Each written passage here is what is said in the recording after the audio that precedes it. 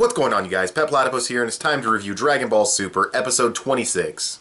What? Dragon Ball Super is out on Sunday at a decent time? That's fucking crazy, but yeah, it is. So, Dragon Ball Super. I guess I should talk about the ones I missed, 24 and 25.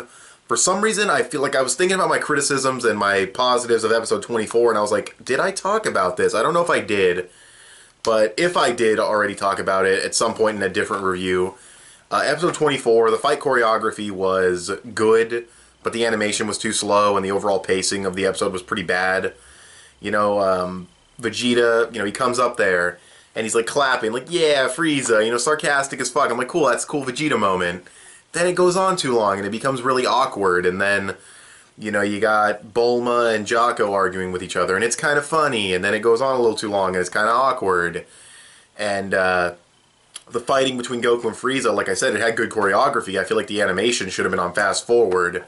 If you had taken all the fighting and the Vegeta clapping and just set that shit to like ×2 speed and kept all the talking the normal, normal speed, it would have been fine. But yeah, the pacing was pretty bad in that episode, and the fight choreography, while I enjoyed it, it was not, it wasn't supported by the animation. The animation was just too slow.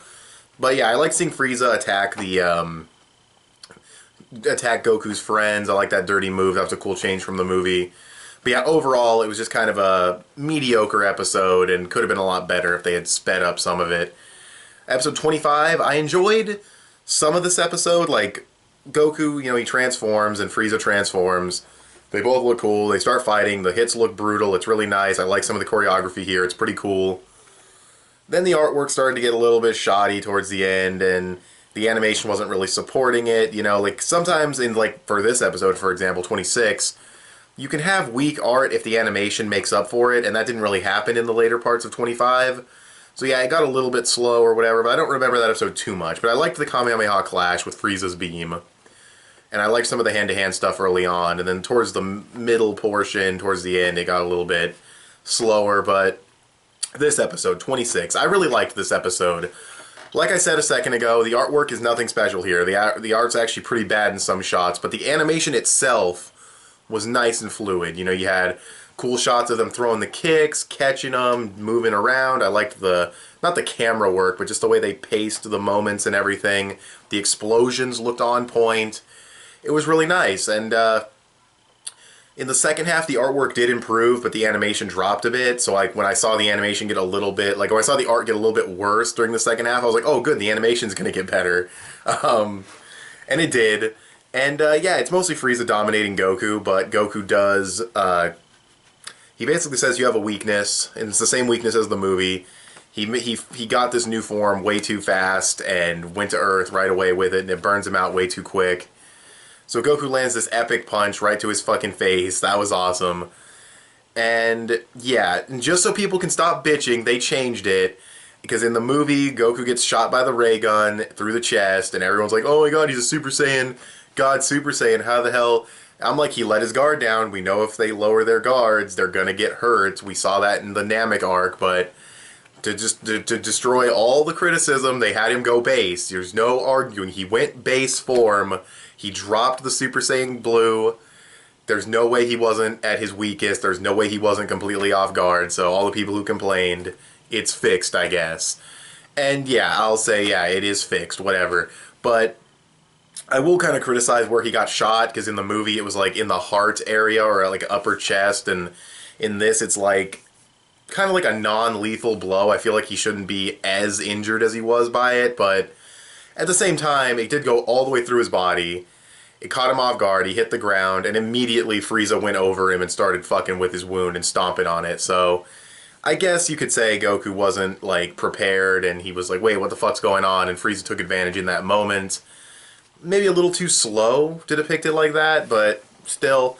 And then Vegeta coming in, I'm tagging myself in. That was a badass way to end it. I was hoping Vegeta would do that at the end, and yeah, next episode sounds like it's going to be the final one, so, I mean, it's got the conclusive Kamehameha in the title, so I'm assuming it's going to be the final episode of this arc, or at least the final episode here, and then maybe a little couple of filler episodes, which I look forward to those. Those are awesome for some reason.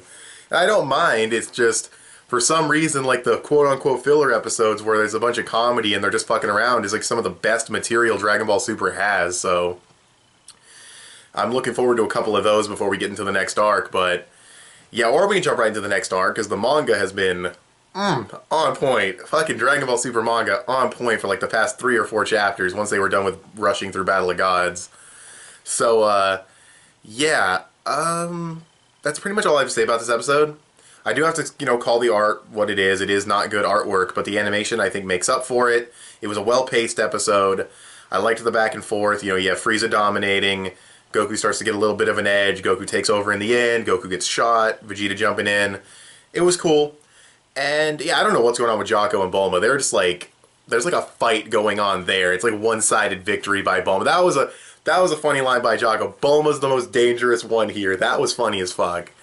And, yeah, so really not much else to say. I just enjoyed the episode quite a bit. I do think the shots of, like, Krillin and Gohan and, like, Tien just standing there, I think the artwork could have been better there. I mean, those are mostly still shots with, like, mouth and jaw movement. You could have drawn those better, but the fighting itself, I didn't mind. I know this is going to get fixed up on the DVD. I know this is what they have to put out weekly, and it'll get fixed. JoJo has done this. Fairy Tail did this. And then One Piece has probably done this as well. It's just something that a lot of Japanese studios do. They get it ready to go on the air, and then it's like, okay, well, this is kind of messy, so let's clean it up for the DVD. They did this for an earlier episode of Dragon Ball Super. They did it for episode 5, so yeah, I know the animation will get fixed, so I can kind of give it a little bit of leeway. I know this is what they have to put out on a weekly basis, but yeah, so can't wait to see what happens in the next one, even though I pretty much know what's going to happen. And yeah, that's pretty much all I have to say. I'll talk about how I think it compares to the movie once the arc is pretty much finished. So, a couple of cool moments I want to mention real fast, actually, before I wrap this up.